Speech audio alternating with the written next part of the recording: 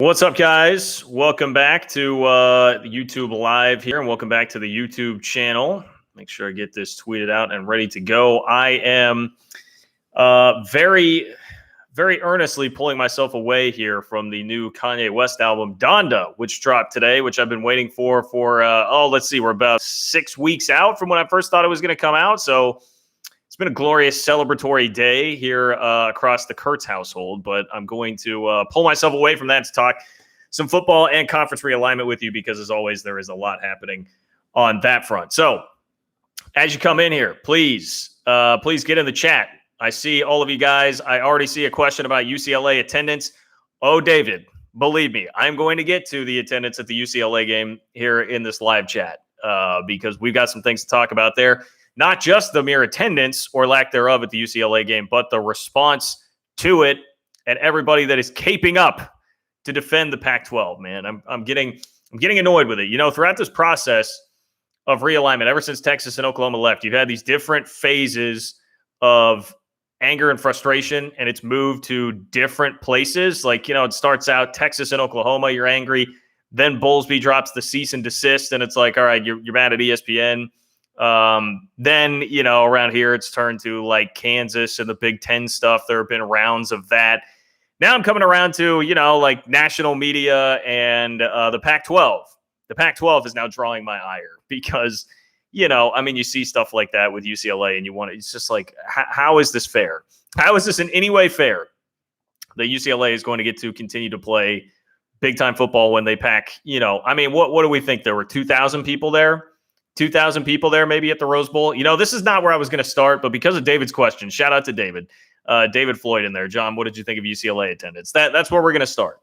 We're going to start here today with that. Continue to get your questions in there. If you want to make sure that I do see your question, if you want to get it up to the top, you can click the little money sign below the chat box where it says say something.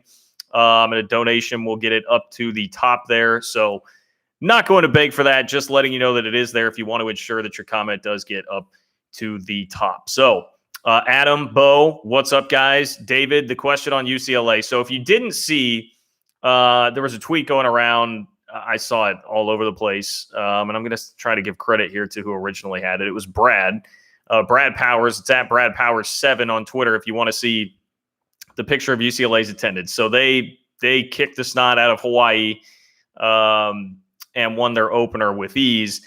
But, you know, there's just nobody at this game. I mean, and I'm somebody that considers myself somewhat of an expert on crowd shaming and what these crowd shaming photos look like, because again, being in the Big 12, being in the state of Kansas, I've seen so many crowd shots at Memorial Stadium in Lincoln, or not Lincoln, excuse me. Might be that way soon, but Memorial Stadium in Lawrence, of what KU football crowds have looked like. And this is as bad, if not worse, probably worse, just because it's like at the Rose Bowl, right? So it's this iconic setting. It's this iconic place for a game and a pretty big place. There's been so much history there, right? You've had Vince Young running into the pylon and all of that stuff.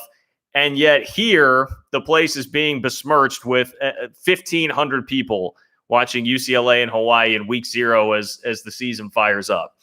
And the caption here says, and people wonder why the Pac-12 is behind. And Brad, even I'm looking now, Brad followed it up with the excuses in these comments with the little SMH emoji. Says, just admit it, football is not that important in California. No one was expecting full capacity. No one was expecting 60 to 70K, but you can't get 40K out of 19 people living in the LA metro. Pathetic.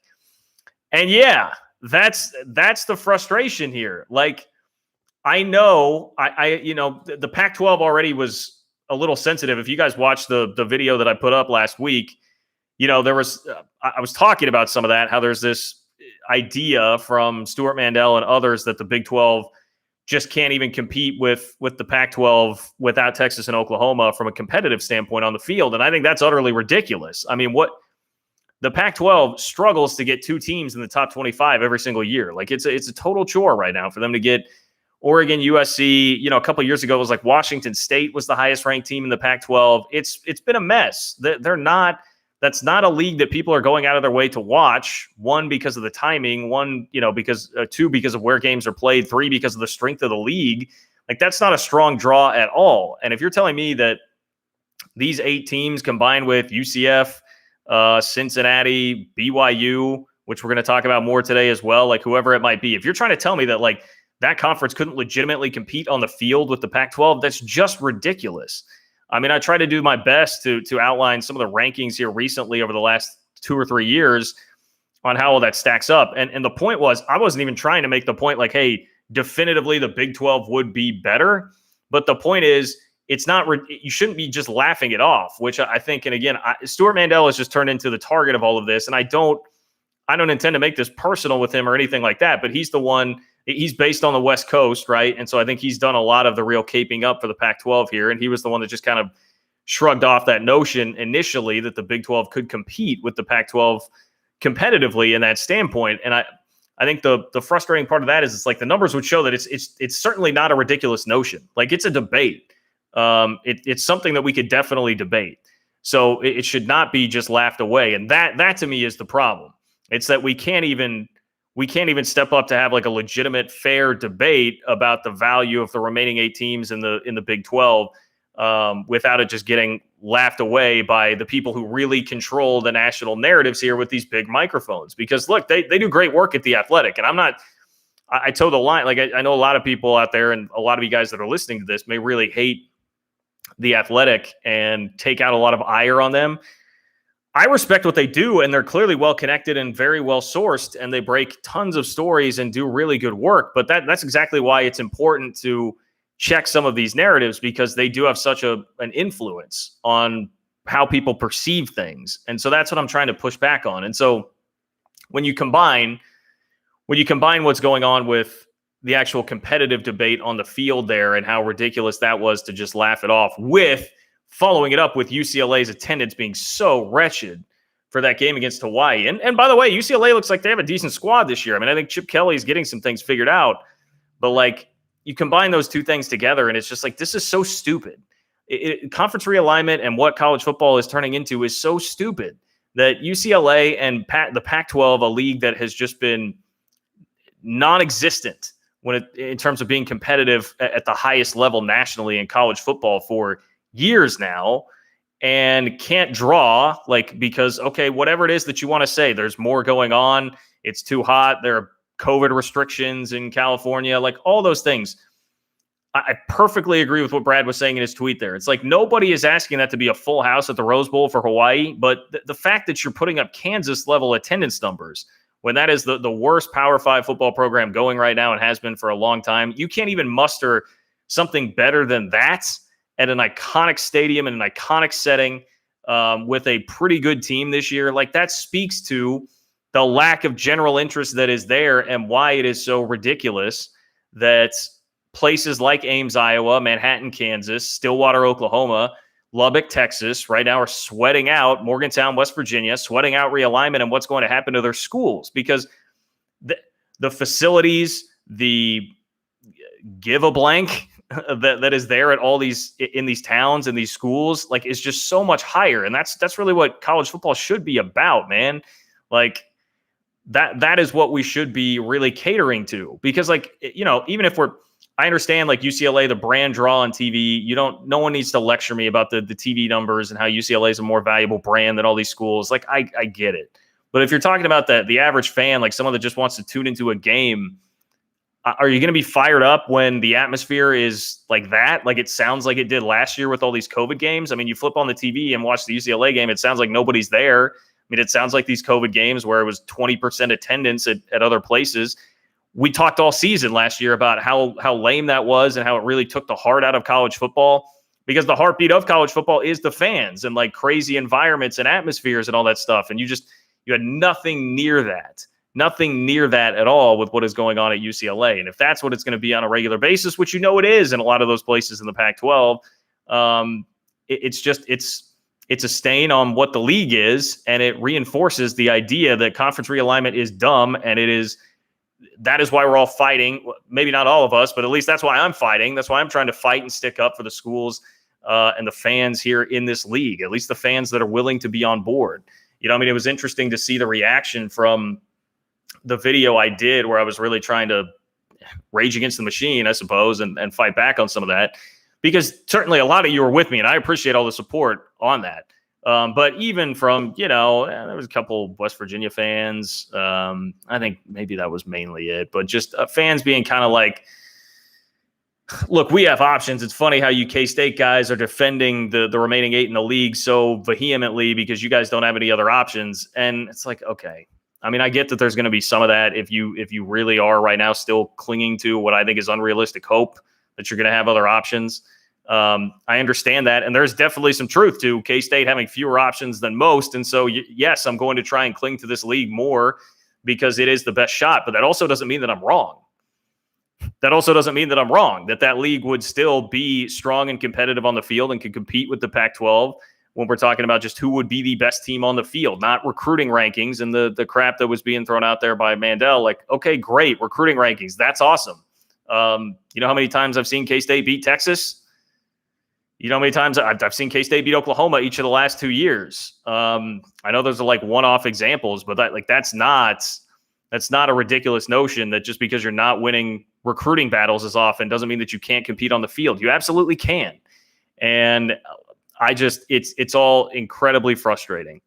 What happened at the Rose Bowl is a stain on college football. That's a stain on the game. I don't care what's going on with COVID. I don't care what the weather is. I don't care what else there is to do in California. That is a stain on the game that you can't get more people there. Like, it's UCLA. It's an iconic brand. It's an iconic stadium. And you have a coach, like almost as high profile a coach as there is in college football with Chip Kelly, with the success that he had at Oregon and the name that he made for himself in the NFL. Like, that is something that should draw more than 3,000 bleeping people. Okay. So I don't want to hear anything more about the Pac-12. And I feel like this may be where this kind of heads toward the season. I mean, if you follow me on Twitter, I've got my targets. I like to have fun. College football is about having some fun. College football is about having some rivalries. And I feel one could be brewing now with the Pac-12 the more that this goes on and the more that the attendance continues to be just a total joke. And hopefully, we'll see, the Pac-12, continues to be, maybe I shouldn't even say hopefully. Like, if the Pac-12 just continues to be what it has been, then this is going to continue because it means the Pac-12 won't have anybody legitimately competing for a national championship or a playoff spot. And it will mean that there will likely not be anybody in the top 10, and Oregon and USC will lose some games. So, hey, bring it on, Pac-12. Like, I'm ready for it. I'm here for that because that's the kind of thing that really does get me fired up. You can say what you want about the people in flyover country and what it means to the country and like all that stuff, like whatever. I don't care. But you cannot tell me that that the Pac-12 is a better place for college football than the Big 12, even minus Texas and Oklahoma. I've been to every environment across the league multiple times in my 10 years of covering the league, and hands down, just great places to go watch games, great facilities, really cool environments, and that is what college football is about. That epitomizes what the game and the sport is about and why we all love it and the idiosyncrasies of all of it. Like, it is 100% about places like Lubbock and Manhattan and Ames and Stillwater, etc.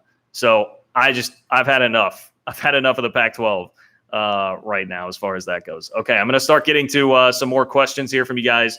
Rush Mike is on now. Rush Mike, I really appreciate the donation. Again, if you want to be like Rush Mike and get up to the top here, you click the little $sign below the chat box. So Rush Mike says, assuming the AAC and or Mountain West Conference do lose members to the Big 12, who do you see as possible replacements? Well, that's interesting. So I'm not going to be as well-versed in this. I'm just going to be honest with you, Mike, because most of my perspective comes from the Big 12 and up.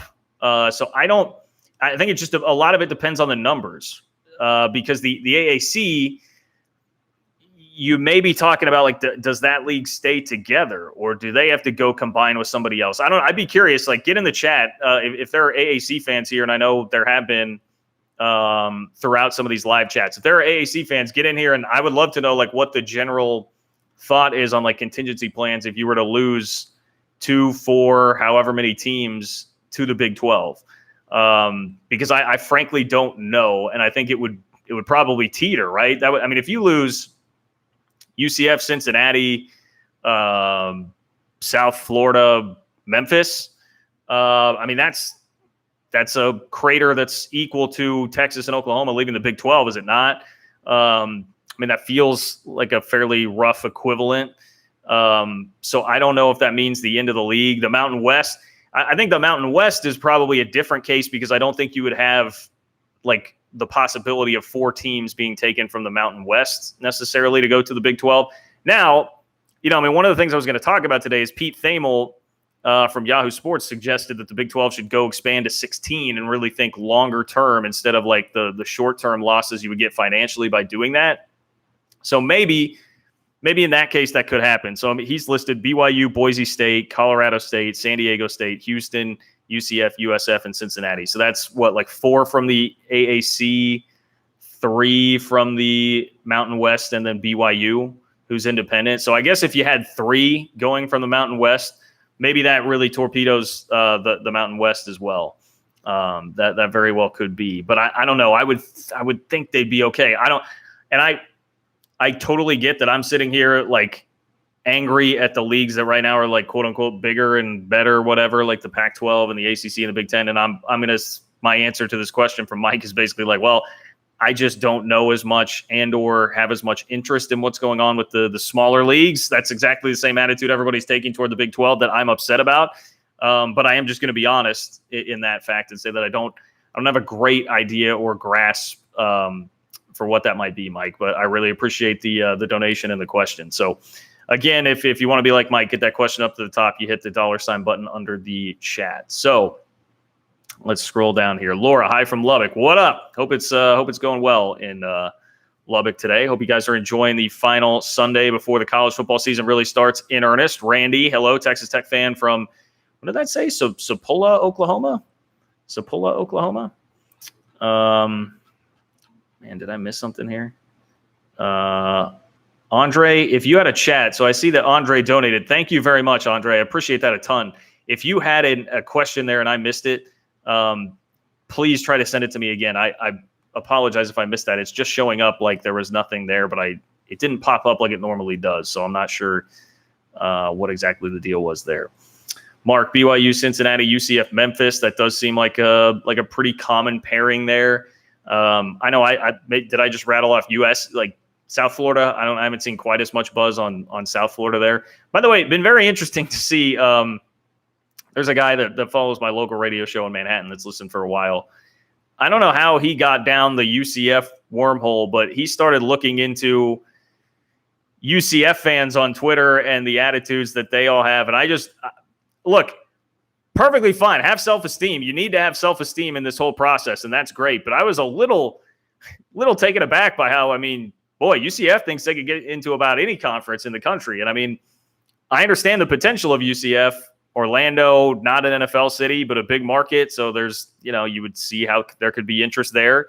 Good facilities. Obviously, they've had recent success here. Certainly more success with Scott Frost than Nebraska. But so I understand, and a huge enrollment, all that stuff. I get it. But man, like that, almost some UCF fans thinking they're too good for the Big 12. I was like, okay, all right, wow. A little taken aback by that. Not trying to go to war, UCF fans, just an observation that it seemed like you guys have a very healthy ego, which can be a good thing. Okay. Logan WN, sup, John? Could the Big 12 mess with OU and Texas next year and not schedule them to play each other in football? Boy, I don't know. And I don't think they do. I mean, the problem there is like, the TV, Bob Bowlesby has already potentially lit some money on fire with the TV deal with the cease and desist to ESPN, which, by the way, again, vindicated. I think he absolutely should do that, deserves to do that. But you don't want to be messing with the TV partners anymore. Or, you're also thinking about if you're going to expand, and Oklahoma and Texas still have voting privileges, which is what Max Olson reported. I know there's some pushback on that. That's what Max Olson had reported from The Athletic. If that's really true, you're not going to want to screw with them on any of that stuff. And Bob Bowlesby, by the way, if Bowlesby's still the commissioner, I don't think any of that's going to happen because you've seen he's a pretty graceful guy. He's just not somebody that's going to go with a low blow. I mean, to me, that's like the Tyson biting the ear or like a punch below the belt or something like that. I don't think you would actually see that happen. Gaming 24/7, Houston to the Big 12. All right. So Houston fan in here. I have always been all about the potential of Houston. I very much appreciate the potential that's there. Another school that's had some success recently, major media market. I think could be like a sleeping giant if they get the bump of being in a Power 5 conference. I also understand why Texas schools would not want them.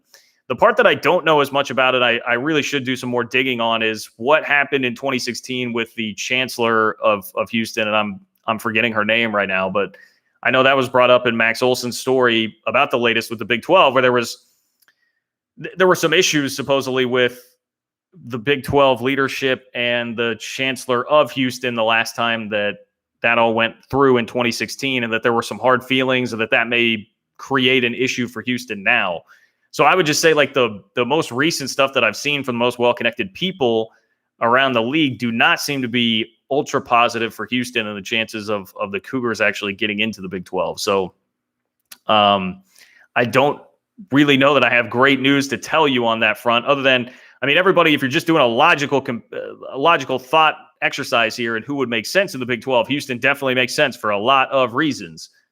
But it doesn't seem like they are at the top of the list right now, which would seem to include, obviously, BYU. I mean, that was a report that came out from The Athletic. Dennis Dodd had also talked about BYU and Boise potentially being at the top of the list. And I mean, I think just to work in something I was going to talk about here, I'm sure there may be a question about BYU on down the line. And I know I did a video on it this week, but I really think, you know, if you put a gun to my head right now and said, who's a team, if you had to pick one team that you push your life on the line is going to get an invite to the Big 12, it's going to be BYU right now. And it's because of one thing simply.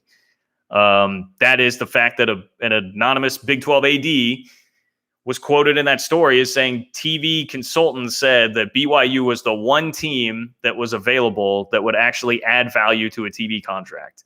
And that matters, as we've all learned throughout this process, more than anything. Money makes more sense than things that actually should make sense, whether it's geography, fan support, fairness, being a meritocracy. No, it's all about money.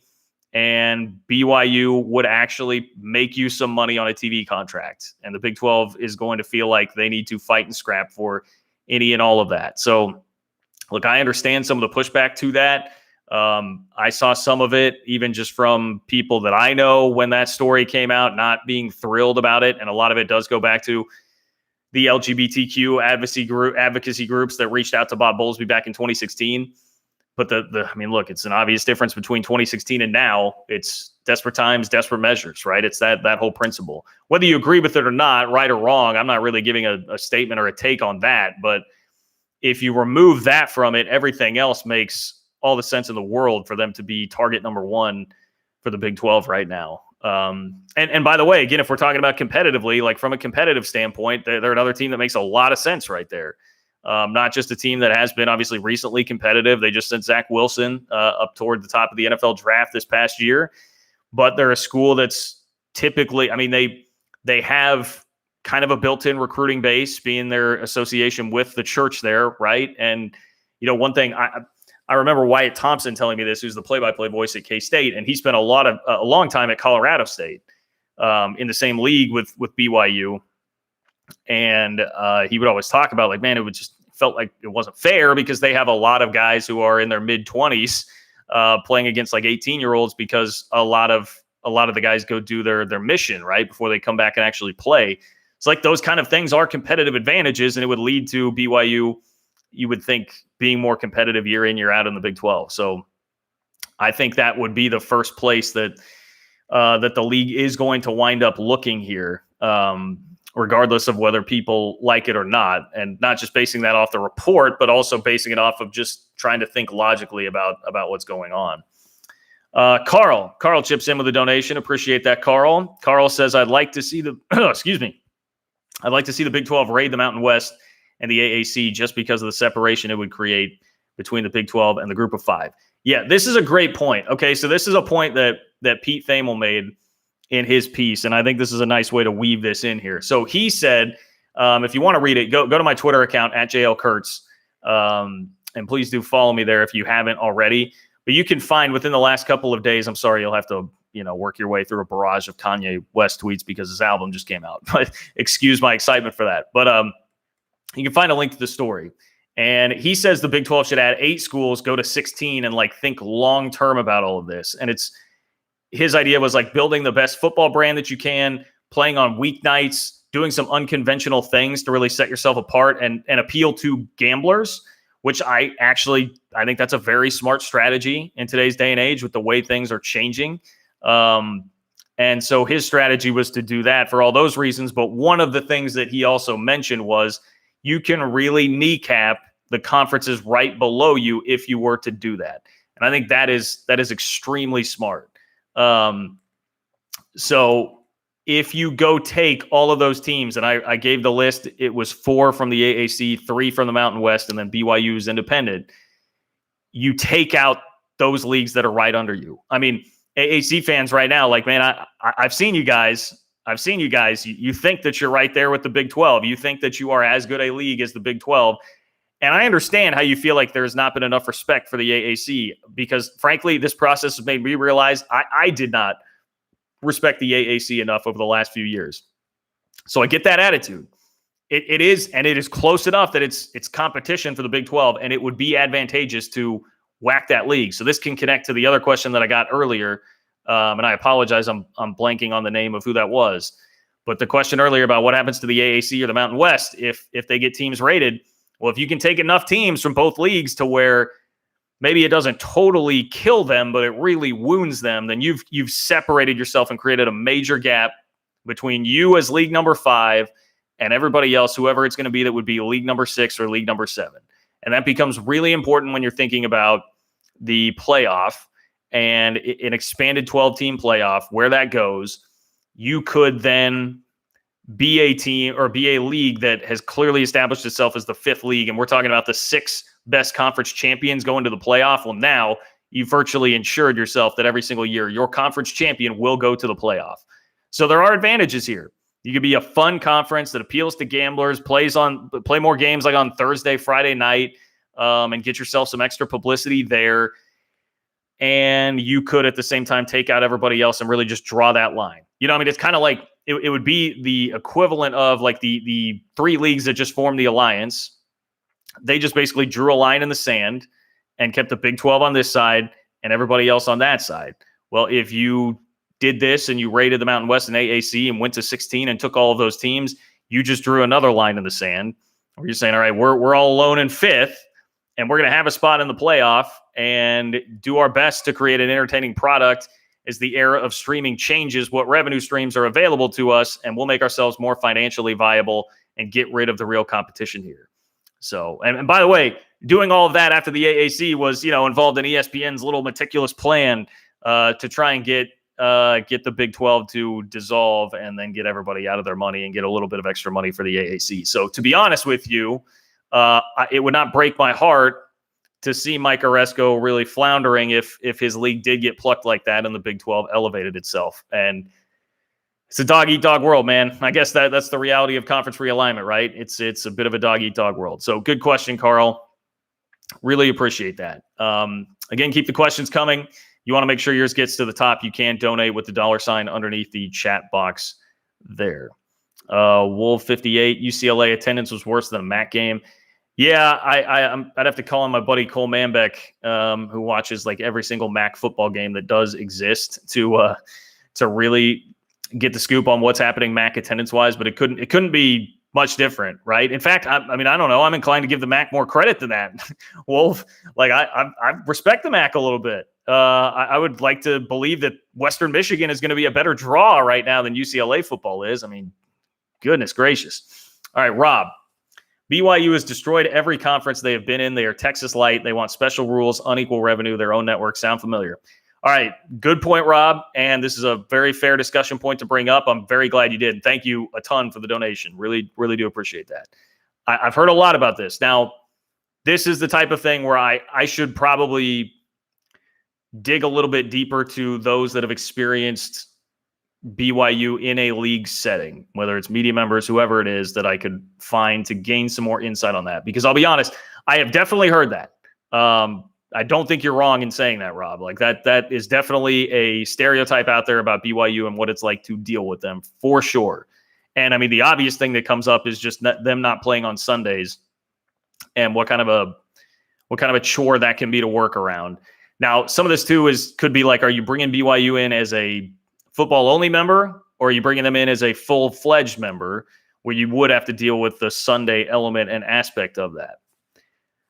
I just come back to, again, Rob, I get it. And I know the Big 12 is going to have some level of scar tissue from what's happened with Texas. And there probably would be a little bit of leeriness because of that. But desperate times call for desperate measures. I mean, it's do you want to add the money to your TV contract, or do you not? And I think a lot of where I come down on this, Rob, is just how I feel like it would wind up going. I would have some leeriness for sure about that because of exactly what you're saying. But I think in the end, money would talk, because in everything else in conference realignment, the bottom line has been money talks. And if TV executives are actually telling the Big 12, this is somebody that could add value to your brand and might actually get everybody a couple extra $1 million a year, I think that would talk in the end, because we're talking about athletic departments. Like, everybody's kind of freaking out, and everybody still wants to believe that they can make this as financially viable as possible. And they don't want to look. I can tell you that people in athletic departments across the league are like already thinking about, like, okay, who do we have to cut? Like, this time next year or 2 years from now, like, how much of my staff, what of these people that I know and have relationships with and talk to and know their families, like, who do I have to fire? When it's coming down to stuff like that, like, money can really talk. So I think in the end, that would probably rule the day, whether people really liked it or not. But it's a very fair concern, because Texas had absolutely ruined the Big 12 from day one, or really just taken the league down a path that was always going to end like this, whether you wanted to have hope at certain points that it wouldn't or not. So I would love to do some more digging there. And, like, if anybody has, like, please hit me up. Twitter is probably the easiest way to do it. JL Kurtz, get into my DMs there. And if you have insight into that or good reading on that, I would very much welcome it. I try to be humble enough here to let you guys know, like, I don't have all the answers. I don't know everything, and I'm very much willing to learn and want to learn. So if you have information on that or anything that you think is worthy or important for me to read on realignment or anything, please do DM me on Twitter. So if there's more insight to BYU and what it's been like for them in leagues past, please do hit me up with that. So Michael, very much appreciate the donation. If you want to be like Mike, about that, like Mike, you can hit the $sign underneath the chat box to get your chat up to the top here. So he says add 8 and go BYU, Boise, Tulsa, Cincinnati, UCF, Memphis, and Louisiana Tech, Louisiana, or UNLV, Nevada. East and West conferences, minimize travel expense. Okay, so there's some interesting choices there. Louisiana, I can understand how it would get brought up right now, because they've done a heck of a job recently here with their football program. And by the way, I'm about to be a pretty darn big Louisiana fan coming up here this week as they go take on the Texas Longhorns. We saw what they did to Iowa State last year. I just don't know. I'd have to do some research on it, but I don't get the impression I don't see the growth potential there nearly as much as I do with some of the others. Louisiana Tech, I don't really know too much about. I have seen UNLV brought up. If for no other reason than that would make for a pretty fun trip for media members in the Big 12, I would be open to that. And Nevada has a great football team this year, as I well know, because K-State is going to have to play them in week 3. And that is a scary game on K-State's schedule. Tulsa's another, Tulsa, I dated a girl at Tulsa actually once upon a time. So I spent some time on that campus, and nice place. But it's small. It's like the enrollment was so much smaller than what I actually expected there. So I don't know that Tulsa really has that potential either. But I like where your head's at, Michael, on adding 8, because I see the value in that. Like, Pete Thamel really convinced me of that. I see the value in that. I think the tough sell and the tough part of that is going to be convincing athletic directors, presidents, et cetera, in the Big 12 right now to be able to think long-term about what that can do and kneecapping the other conferences and that stuff because they'll all be thinking, well, then how do we split the pie that many more ways? Like, we're already struggling so much financially. How do we take the short-term hits? I think it would be a matter of convincing them, one, we can hold Texas and Oklahoma's feet to the fire and make up some of that with extra money in the short term, and then put all our cards in the middle of the table, put all the chips in the middle of the table, and hope that long-term this really works out. So I think that's what I would say, Michael. I really appreciate it. And I have a couple other donations here to get to. Just want to make sure that I get to these real quick. So Wolf 58, in fact, I'm going to write this down. He says, if you guys in the Big 12 are willing to take Nebraska back, many of us in the Big 10 are more than willing to give them back. Perfect topic there. I would love to rant on Nebraska here, Wolf 58. Thank you for the donation. I will do so here in just a second. And let me just make sure that I bring up Colby here. Colby wants to talk about cats in the NFL. Caught Duke Shelley's performance. Who else stood out in the preseason? All right, Duke Shelley, cats in the NFL. Can definitely do that. And there's one name that really comes to mind. A couple, but one in particular, Colby, that I would say there. So, Nebraska. Yes, I would take Nebraska back in the Big 12 in a heartbeat. So this is where, I feel like I just have to explain my position. I have taken a lot of shots at Nebraska over the years and on Twitter in the last 24 hours. It was glorious watching them lose to a first-year head coach at Illinois, one of the worst programs in the Big Ten, with a failed backup Rutgers quarterback playing in the game, who once lost a game 55-14 to Kansas, by the way, the kid that was playing QB for Illinois yesterday after their starter got hurt. He's handing the ball off to converted quarterbacks and throwing the ball to converted quarterbacks who apparently couldn't beat him out to actually be the QB, and they're just rolling Nebraska. And Nebraska looked like the exact same unit that has been out there for the last 4 years. Were we on year 4 of the Scott Frost era? For the last 4 years under Scott Frost. It was a train wreck, a disaster, and it's hilarious. I read a really good piece. I think it was in the Omaha World Herald. I understand the plight of Nebraska fans, and it was basically saying, like, look, if Scott Frost can't do it, this thing's screwed. Like, what are we going to do? This was the hometown hero. He won a national title here. He's an Osborne disciple. He got the Osborne seal of approval. He was the talk of college football. Everybody wanted him. If he's not the guy, if he can't fix it, is Nebraska just unfixable? And my response would be just, welcome to the 21st century. It's not 1997 anymore. You're not able to recruit as nationally. You can't recruit the state of Texas as well, being in the Big Ten. The brand is slowly eroding over time. I saw a guy that produces a podcast that I'm on, the Lock It Up with Kurtz podcast, by the way. If you're a K-State fan, go check it out. But our producer, Tucker, great guy, very sharp. But he was saying, like, look, Nebraska has not been good in my lifetime. And so, I think he's probably like in his early 20s. And he's saying, like, I can't legitimately remember Nebraska being good at football. They've been kind of a joke my whole life. And, like, that's the problem Nebraska is going to start facing now. Having said that, they are still a relatively big brand with a ton of support. And it's a school that, look, no doubt it would help the Big 12. It would never happen. And I know a lot of people throw that out there. And if you're the Big 12 and, hey, you want to make that call and you want to at least try, that's fine. Go do it. That's fine. You probably should. I mean, if you want to make calls to Arizona and Arizona State too and just see what happens, do it. I mean, shoot your shot. But the financials, look, we're talking about the Big 10 being $55 million a year payout right now, and coming to the Big 12, where even if you add Nebraska, you're looking at, I don't know what, like 20 at very best. It's just such a huge financial hit. And yes, Texas and Oklahoma will be gone, and Texas was the problem for Nebraska in the first place, but you still just can't trust the stability of that league. If you're Nebraska, that just would not be a smart move. So I don't think it would ever happen, but it is nice and fun to think about. And I'm here to make fun of their program. Scott Frost, there are some amazing stats. Scott Frost needs 14 straight wins to just reach the winning percentage of Bill Callahan at Nebraska, who was laughed out of that place. I can remember traveling to Lincoln to watch Bill Callahan versus Ron Prince, a true epic coaching matchup of elite coaching minds, and just how gross everything was back then for Nebraska football. And he is running circles around Scott Frost from a wins and losses standpoint. So, I mean, it's been nothing but embarrassment after embarrassment, both on the field and off the field. I mean, you've had the hoodie rant. Well, Scott Frost was like wearing a hoodie the same day. I mean, just ridiculous thing after ridiculous thing. And now the NCAA investigation, and there's a $20 million buyout here because Nebraska's now since departed AD gave a crazy contract extension to Frost. Like it's a train wreck in Lincoln, and I'm loving it. And I'll say this.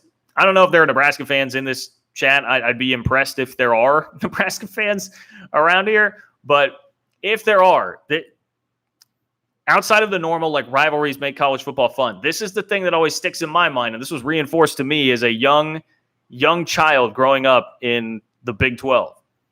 Nebraska spent so many years just pile driving everybody by 60 and 70 points when there were no scholarship limitations and just crushing everybody with reckless abandon, that you should not feel bad for making fun of Nebraska now.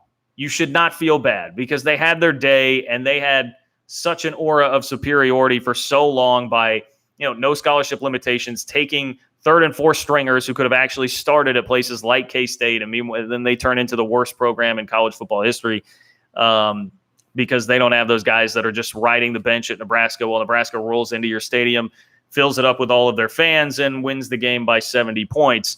I don't feel bad for a second. That's why one of the funniest things I think that's ever happened in my K-State fandom life was when Bo Pelini complained. This was when he was still just the defensive coordinator at Nebraska, but he complained about Bill Snyder running up the score in a 38-9 K-State win in Lincoln in 2003. And it was like, dude, I mean, just the lack of historical perspective on something like that is insane. So there's a little bit on Nebraska. They'll continue to be a target this year. They've got a couple games that they should win coming up. Well, at least one. I think actually Buffalo is on their non-con schedule, that's tricky. Watch out for that. And then they've got Oklahoma too. So we'll see how many points Lincoln Riley and the Sooners are going to put on them. So Colby, thanks for the donation. Let me get to your question here. This will be a quick K-State specific topic, and I really appreciate it, Colby. Says, let's talk about cats in the NFL. I only caught Duke Shelley's performance. Who else stood out in the preseason? First of all, I'm very happy that Duke Shelley has latched on in the NFL and continued to make it. Really fun guy and kind of helped start like the Georgia pipeline at K-State. Highly rated recruit too. Duke Shelley was a 4-star kid that is not like, and that was Snyder 2.0, right? Where the K-State's recruiting was at an all-time low and they were able to pull him out of Georgia, which was just great. And then, they got Justin Hughes, they got Elijah Sullivan, some guys that played linebacker forever, really helped out. But the guy that's really that caught my eye is AJ Parker. Now I should probably go do a Twitter search of his name to see what's going on there. But he was killing it in the first preseason game or two for the Lions. And that's an undrafted free agent from K-State who was a really good and just underrated defensive back. Not heralded at all. Typical K-State story. Did not have much recruiting interest at all. Came in, bided his time in the program, and eventually turned himself into an all Big 12 corner who was undersized. It was very cool to see the fact that AJ Parker was having as much success as he was early on for the Lions. So I hope he latches on somewhere and at least can make himself some money.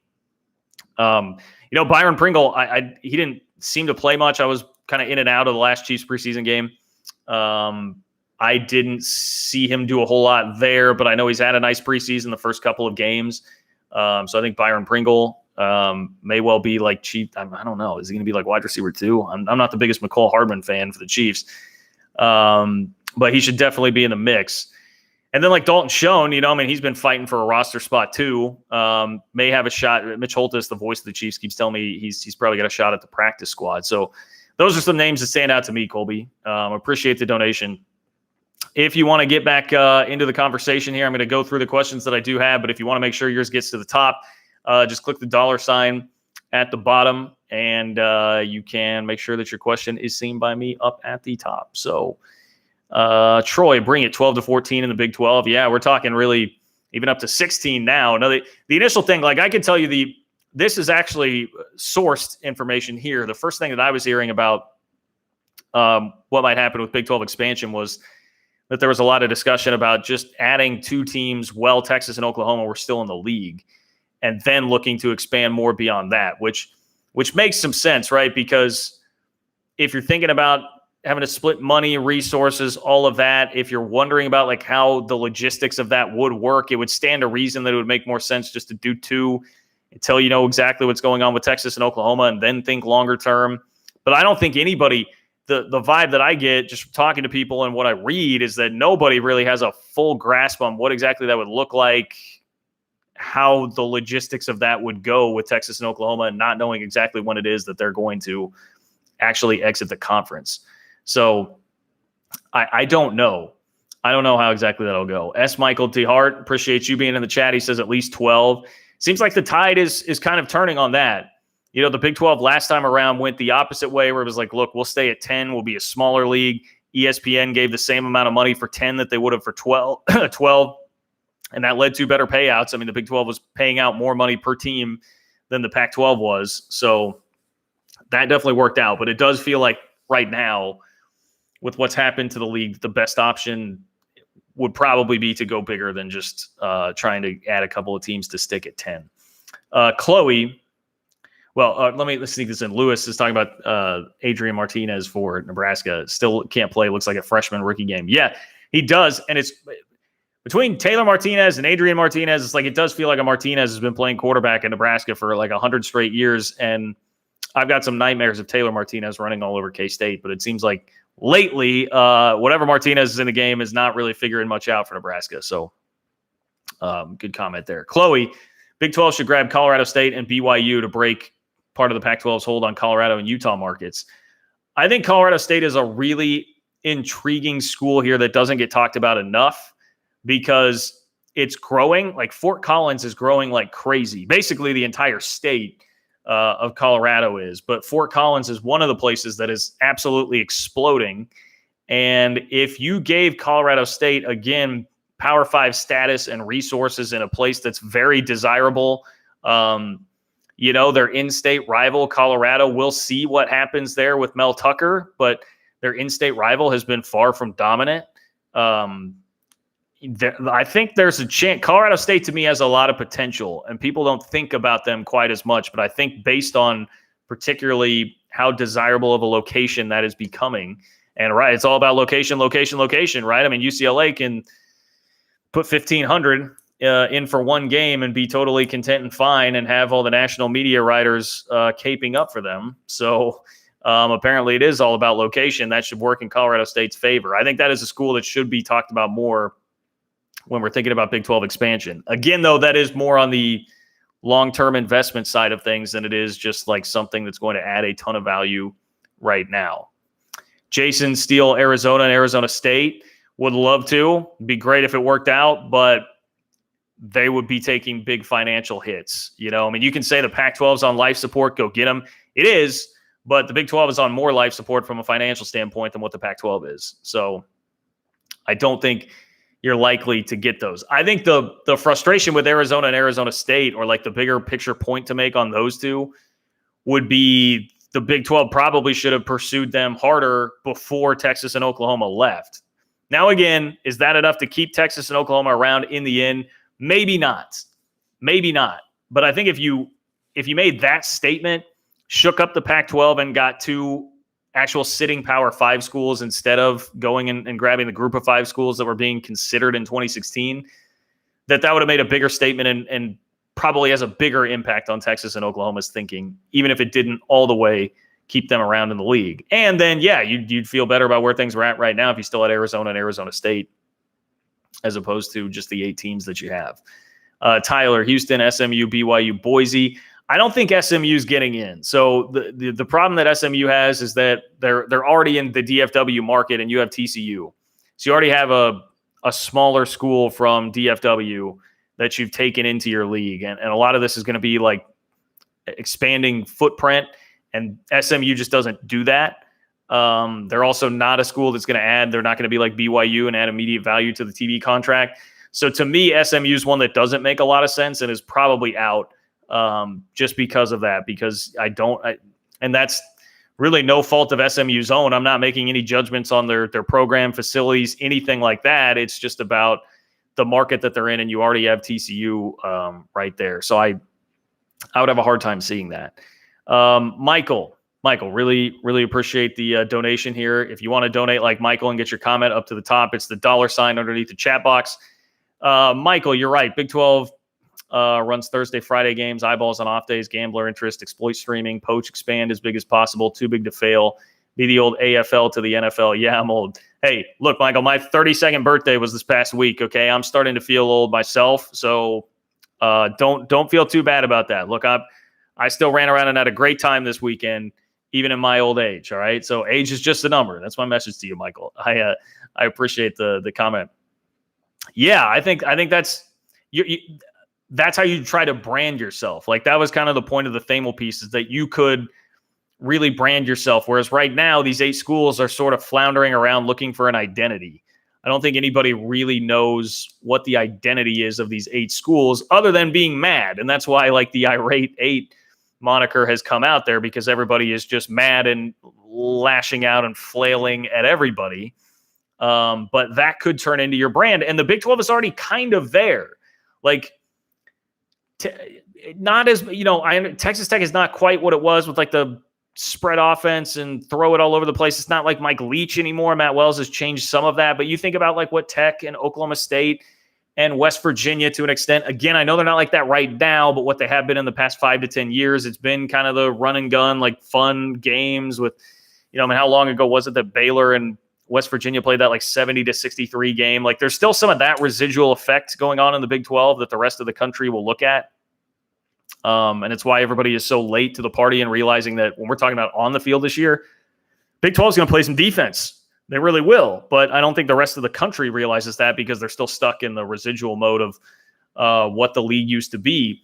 That's the kind of brand I think that you would want to try to exploit and lean into, is being high-scoring games, goofy, zany things happening. Yes, appeal to the gamblers. Get games on Thursday, Friday when there aren't as many going on, and you'll draw more eyeballs and better numbers.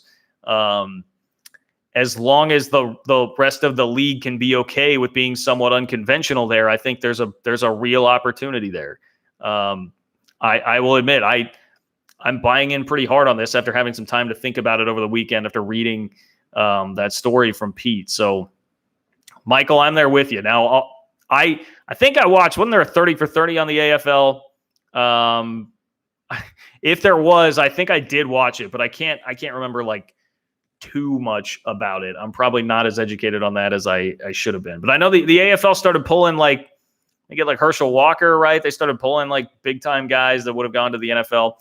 Anyway, hopefully, yes, that could be the Big 12's path while not just imploding like the AFL did. So, again, Michael, thanks for chiming in, and thanks for the donation. Really appreciate that. Let's see. Joseph, we should poach the Pac-12 when they don't get a media deal. Well, the Pac-12 is going to get a deal. It's going to happen within the next 18 months, it sounds like. They will get a deal as long as it doesn't fall apart between now and then. I think the thing that you would be more hoping for there, Joseph, would be like the Big Ten comes and takes USC, and then the Pac-12 starts to fall apart, and maybe then there's some merging of all those brands and schools. Although ultimately, I don't know how much that still in the end would help you out from your new TV deal standpoint. That would be, there's all this, I think, looking down upon the Big 12 from Pac-12 country, and the culture stuff that you hear about and that type of thing. Be very interesting if USC, Oregon leave to go to the Big Ten. How does the rest of the Pac-12 view that then when all of a sudden they're in a very desperate situation? That would be really interesting to see. Adam, new Big 12 will be better than the Pac-12. Yep, definitely have talked a lot about that here, but I could absolutely see it. UCF fans definitely have the confidence. I've spoken to a couple of Cincinnati fans here lately too. They have a lot of confidence too, and should. Major media market, good facilities, really good football program that's rolling right now. Pretty talent-rich area. That's the other thing, like Cincinnati being in Ohio. I think that's another really appealing thing for the Big 12. If that can get you into Ohio a little bit recruiting-wise, like that would be major. And just if you go look at the top 25 polls over the last 5 years, you'll see that it would really bear itself out that those leagues would be pretty equal. Let's see. Bill, it was 100 degrees in Pasadena. I understand it was 100 degrees in Pasadena, man, but there were like 2,000 people there. I have been to, like, I can remember K-State played. There are a couple of K-State games I can remember. Once they played Iowa at Arrowhead Stadium once upon a time. It was about as hot as I've ever been in my life. And, there were probably 35, 40,000 K-State fans there. And that was not even a home game. That was a game where they had to travel 2 hours. That's what's going to happen if you have the Iowa State fan base, the K-State fan base, the Oklahoma State fan base. I'm not asking for 70. I'm asking for 30 to 40, something respectable. And instead we got 5. I mean, that's what it looked like in Pasadena. So, like, I can understand saying that it's hot and nobody wants to go sit out in the heat, but there are people in Big 12 country that absolutely 110% would. I can also, for the K-State fans out there, remember the North Dakota State game from 2013, which was not a fun day or fun game, but that was about as hot as I've ever been in my life too, and that was a total packed full house. Eric says, I'm a California K-State alum, but UCLA has a much different situation than others. Yes, Look, I get it because of the LA thing, and USC is going to be a bigger draw in LA. Everything sports-wise else is going to be a bigger draw. They have the 2 NFL teams there now. Like, I get it. I understand all of that. But I've also been to Stanford. I mean, I traveled to Stanford in 2016 when K-State played Stanford, and they had a great team. Christian McCaffrey was there, and there were 10,000 people at the game. I mean, so I know that Oregon is great and Autzen awesome. I know that Washington is going to typically fill up their stadium, but there are a lot of blind spots in the Pac-12 as far as that goes. So I don't think it's just UCLA. I think it's a general lethargy in the Pac-12 in terms of how much they really care about the sport, certainly when it's held up in comparison to the Big 12 and what goes on in flyover country. Travis, what up, Travis? Travis, a buddy of mine who's a great Iowa State fan. Says, breaking, a plane went from Ames to Columbus today. ISU to the Big Ten imminent. Kidding. Well, Travis, when I saw that, when I see plane going from Ames to Columbus, my first thought is, oh, well, so Urban Meyer got fired. Ryan Day took the Jaguars job, and now Matt Campbell's going to Ohio State. That's what I was thinking there, because I think that's the next plane. The next plane that goes from Ames to Columbus is going to be Matt Campbell taking that Ohio State job one way or another. I'm just kidding you there. Maybe, kind of. But I appreciate you hopping in here, Travis. If you want to make sure your question or comment gets to the top, it's the $sign underneath the say something in the chat box. You can certainly do that and donate as well. Keep rolling through the questions here. Did they really? Is that true? Wolf 58, the announced attendance was somewhere around 30,000 for UCLA. Come on, man. Announced attendance is a more fudged statistic than height and weight on a college roster, right? Everybody is always getting an extra 2 inches, an extra 20 pounds, one way or the other, depending on what is going to be more flattering. Announced attendance is even worse than that. Don K, I'm not sure if there are 8 teams that provide enough potential and revenue. It's definitely getting borderline there if we're talking about the Big 12 going to 16 and adding 8. It's borderline, and you may well be stretched too thin, but maybe the answer is 14. I guess it doesn't necessarily have to be 16. Maybe the answer is 14. I think the part with 16 was that is how you really drive the dagger through the heart of the AAC in the Mountain West to establish yourself firmly, definitively as the 5th best conference. Could probably still happen even if you got to 14. So I think there's probably some room for discussion on that. I think going to 16 is like if you just wanted to be the ultimate, like, we're throwing down, we're doing this, we're going for it, and come hell or high water, we're going to try, and there's nothing you can do to stop us. I think that's like the general idea there of why it got all the way up to 16. I'm going to try and do like 10 to 15 more minutes here with you guys, so keep the questions coming. I'm trying to work through everything, but I'm pretty far behind here. So if you want to get your question to the top, you can donate and do so. Let's see some more. I appreciate all the Pac-12 jokes. I'm going to try to scroll through some of that just because we've rained on the Pac-12 parade quite a bit here. Yeah, LSU going to UCLA on Saturday. that stadium, the Rose Bowl, will look much, much different for that, and it will be hilarious to see how many LSU fans are actually there. Fabian chiming in from Germany. How about that? Thank you, Fabian.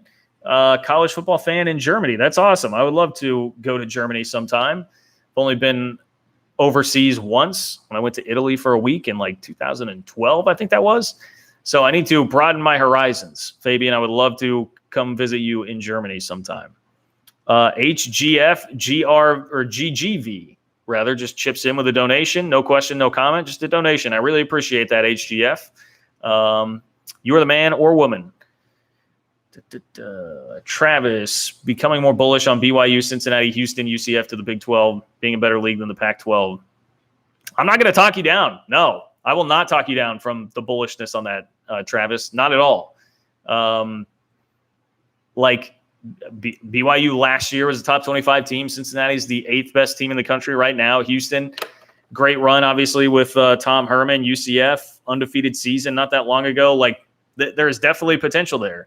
If you just took that group of 4, I would think on a given year right now, what we've seen over the last 5 years on a given year, you'd have 2 of those teams being top 25 teams. And if you throw that in with, I think, the rest of the 8 right now, it's probably about the same thing. You'd have about 2 teams a year that would be top 25 teams. So I think you'd be looking at a league that could have 4 top 25 teams in a given year. Now are you going to have Oklahoma that's going to be a top 5 team and a college football playoff contender? Probably not. But has the Pac-12 been a league that's had college football playoff contenders? No, they have not. How Marcus Mariota isn't walking through that door. How long ago was it that we actually saw them out on that stage? So I guess there was that random Washington team that got beat 100-0 by Alabama too, right? But I digress. The point is made there. I think it would be very similar. That's, I guess, Travis, the one caveat I would give to that is my whole point on this is it would be a discussion and they would be very competitive and close. I don't think it would be just a done deal that the Pac-12 would be absolutely better. Randy, not giving up on the Big 12 yet. My man, Randy, let's not give up on the Big 12 yet, okay? I'm here to fight. I'm here to fight for it. I'm going to make a note here. I brought up the irate 8 earlier. I've got an irate 8 note for you guys that I want to talk to you about, or at least just gauge some interest here. Fabian, again, chiming in from Germany. Add San Jose State, San Diego State, Fresno State, BYU, Boise, Cincy, Memphis, and UCF. San Jose State, I don't know much about. Fresno, so I've had another person mention Fresno, and I definitely respect the Pat Hill era Fresno. Those teams were mean and nasty. I've heard some stories about Fresno beat up K-State a couple of times in the early to mid 2000s. Came in and smacked K-State around in 2004 and tore up the press box or something. I heard some horror stories about what the coaches did, but they definitely, they earned the right to talk some smack because they came in and kicked K-State around the year after K-State won a Big 12 championship. I just don't know. I don't know. Does Fresno have the upward mobility that some of these other places do? My only knowledge of Fresno, the town, comes from my friends who live in San Diego, and one of whom then moved to Fresno and didn't speak very highly of Fresno, but that was all relative to San Diego.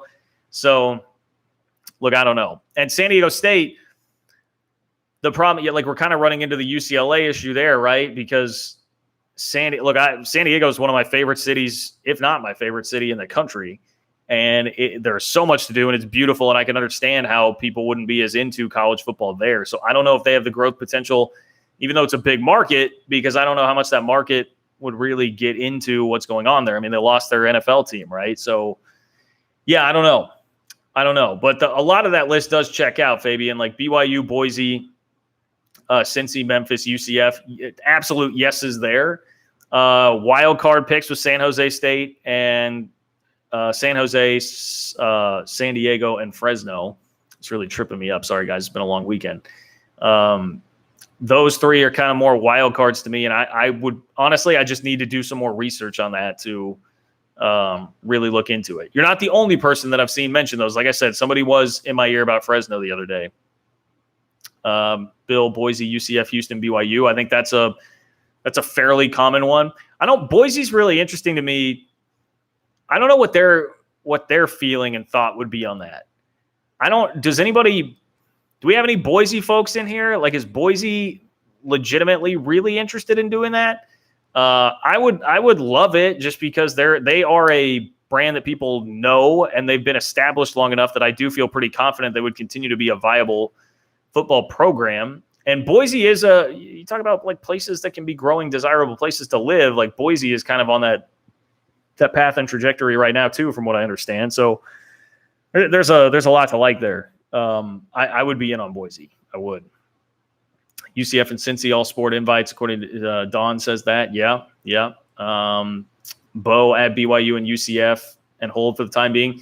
That's the top of my list. If you ask me for the top two wants that I have right now, UCF would edge out Cincinnati to me, and I would say BYU and UCF would be at the top of my list if you were making a Big 12 wish list at the moment.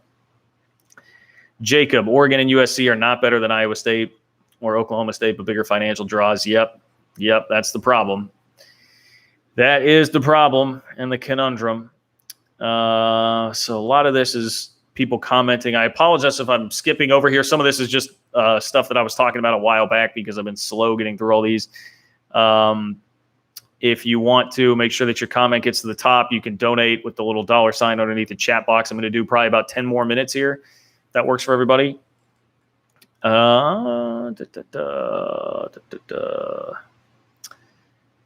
What happened to someone was commenting on Iowa State. Oh, there we go. Rob S. Oh, come on. Iowa State has had one good year. They are not even close to Oregon. They're not close to Oregon in terms of like an on-field product.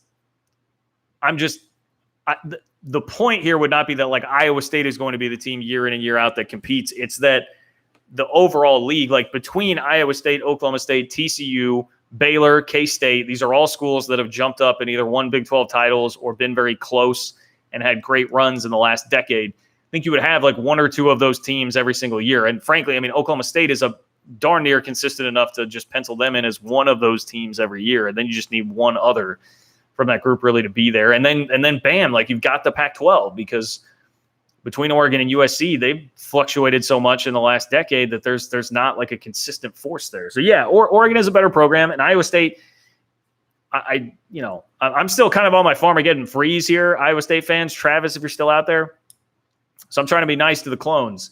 They've only had they have not won more than 9 games in a season in their entire history. So yes, very true.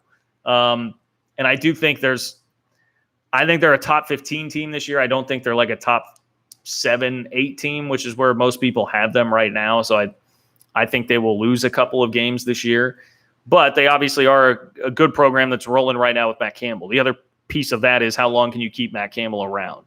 I joked about that plane going off to Ohio State, but if Ryan Day were to take an NFL job, like I would think that would be a pretty natural fit and a call that Ohio State would make. So can you keep him there in that sort of a scenario? Dawn, big FedEx money for Memphis. Yeah, again, I fight a bias with Memphis just because I've seen the facility that they play in. The Liberty Bowl is not a good facility at all. And I have just not personally had the greatest of time in Memphis the couple of times that I've been there for Liberty Bowl games, but I understand the appeal. David, will a rebuilt Big 12 have trouble providing quality matchups for TV because of the alliance scheduling each other and the fact the SEC tried to destroy the Big 12? Well, okay, so here's another point on the 16-team league. Yes, non-conference scheduling could get tricky, although we are talking about like 10 years down the road because everybody has games scheduled out through the 2030s. Like I know K-State has a Power 5 opponent on its schedule through the 2030s, like at least early 2030s.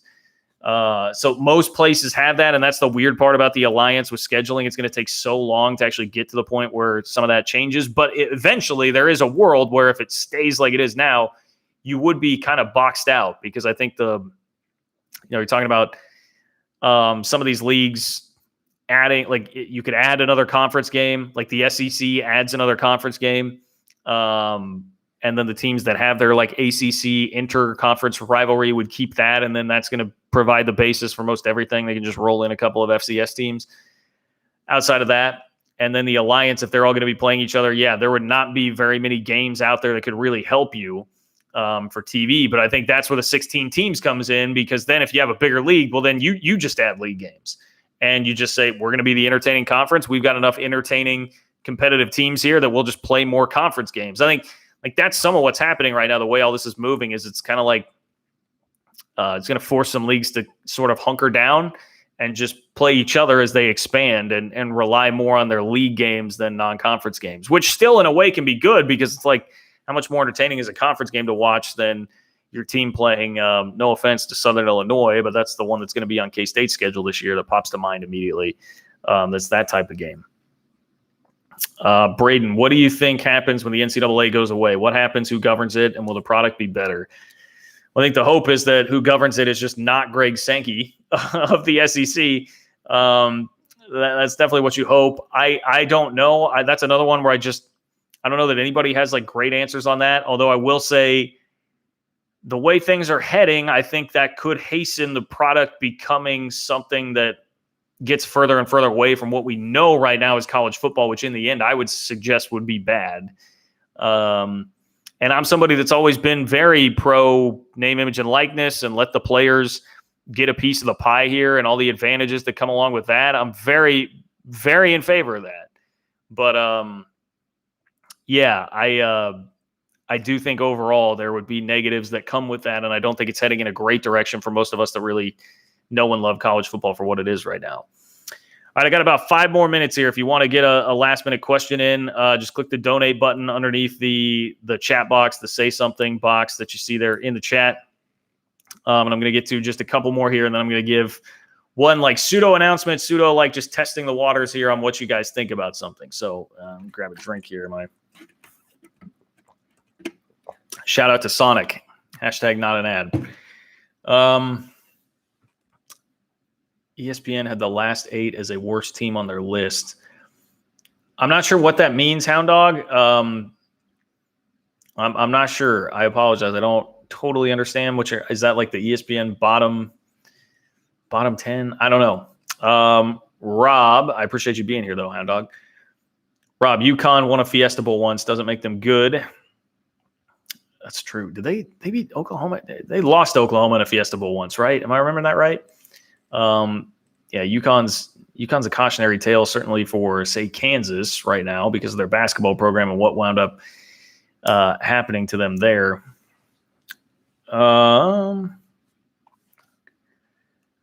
Andre, New Mexico State should be in the Mountain West. Are they in the WAC? New Mexico State in the WAC? Some of us media members covering K-State stuff were having a nice WAC conversation the other day on like who is even in the WAC anymore, because all of that has changed so much.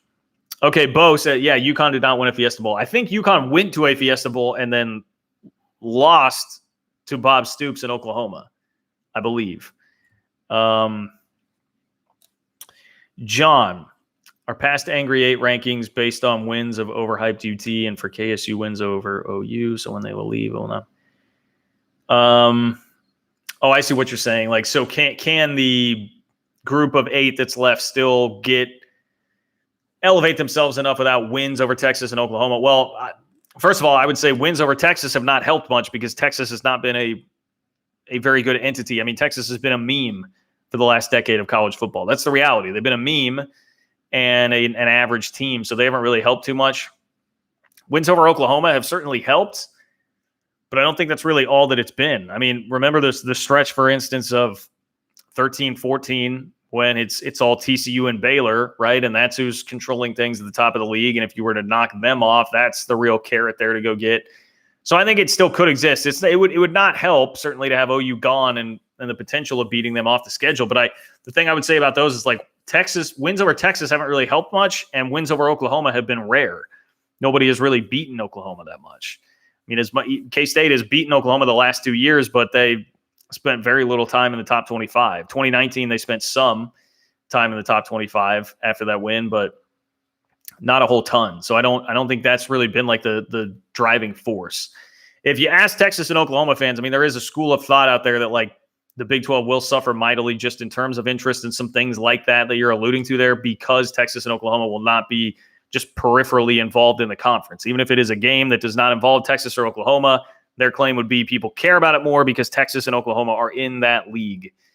I think that's a bit of a stretch. All right, we've got, let's see.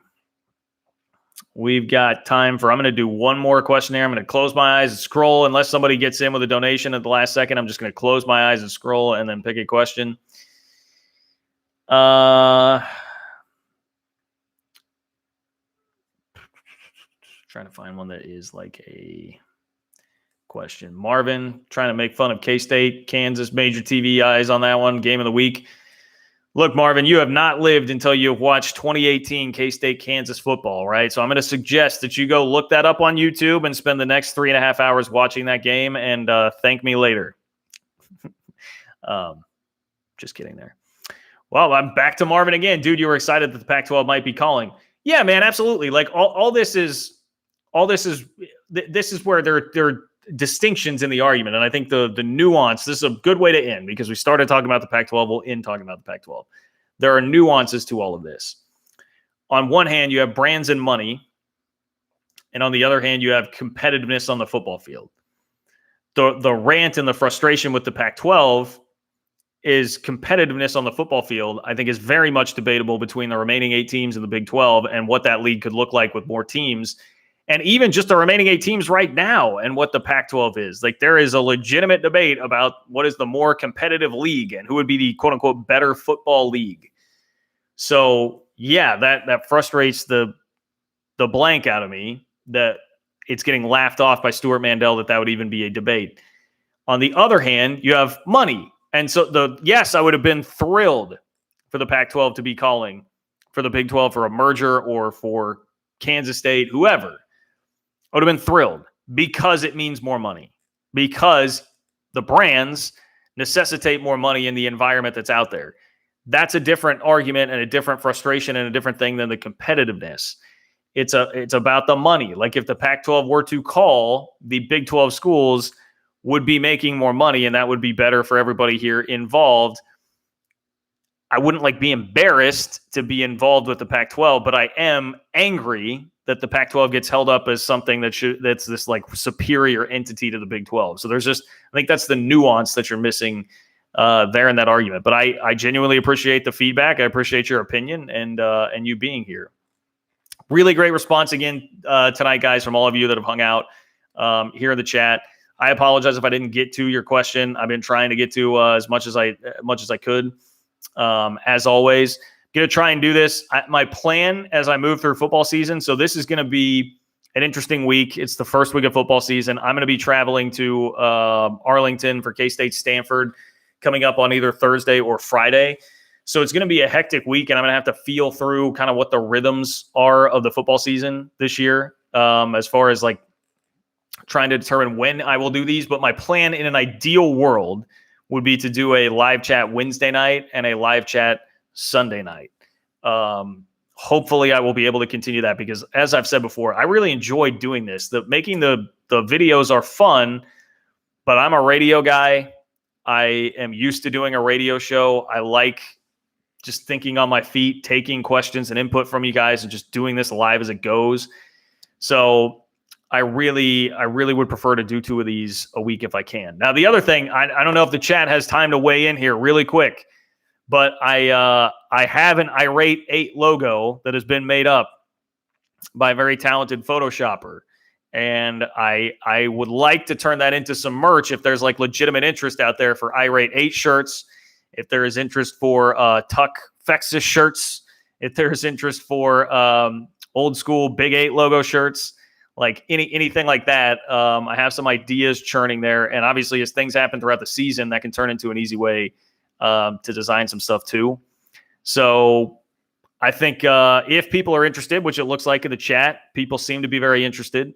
That's something I'm gonna work on. I've got contacts, I've got a logo, and I just need to actually be able to follow through and make this happen. So I will try to. Oh, stickers. Okay, you guys want stickers? All right. I'll see what I can do. I don't know. I'm gonna have to talk to this guy. I've got a merch hookup, a connection here, and I'll see what they can do as far as stickers go. We'll see how that works. But yeah, I'm seeing some interest here. I'm conflicted on whether or not I want to post the logo because maybe I can just hold it up to the camera. Like I'm conflicted as to whether or not I want to post the logo because I just don't want I don't want someone to take it and run with it, right? But let me see here if I can if this will work in any shape or form to hold it up to the camera and see if you guys like it. It's a play off of the old Big 8 logo. So this is it. So it's like the old Big 8 logo with some eyes, and like a menacing look to it. So that would be the irate 8. I know it's backwards. I know it's backwards for you guys, but do you guys like it? Were you a fan of that? Joseph is a fan of that. Oh, Brian. Man, I'm seeing Brian in the chat here. 1998 Ohio State greater than 1998 K-State. Come on, man. Brian, we're going to fight about that. 1998 K-State was the best team in college football that year. That includes Ohio State. Shouldn't have lost that game to Saban. Brian. Then maybe you'd have a better argument. No, that's fun. I appreciate that. Okay, so solid. I like it. One person says, no, don't post the logo. Pretty good. Nope. Not terribly fan of the eyes, mouth, otherwise great. Okay, so you'd want just an irate. We could maybe do some options too if there's one that's just the irate 8. 2011 Pokes were a good team. Pistols firing. They were a good team too. All right. Ohio State beat the A&M team. Well, yeah, I mean, okay, but Brian, we could have a conversation all day about that. Look, K-State was controlling that game until they found out mid-game that UCLA had lost, which is what they needed to get in the title game. And then they took their foot off the gas once that score was released out there. So we can't fairly judge that. There's too much that goes on. It's not a fair metric. All right. Not a fair metric. Okay. K-State will always have a place for giving. Hey, shout out to Jim Levitt. Yes, Justin, shout out to Jim Levitt. All right. I need to try and keep up with the chat live more often because this is fun. I'll try and do that next time. I'll do a better job. Guys, I appreciate it. Keep following the channel. You guys are awesome. Thank you so much, everybody that donated, chatted, hung out here. I will talk to you soon.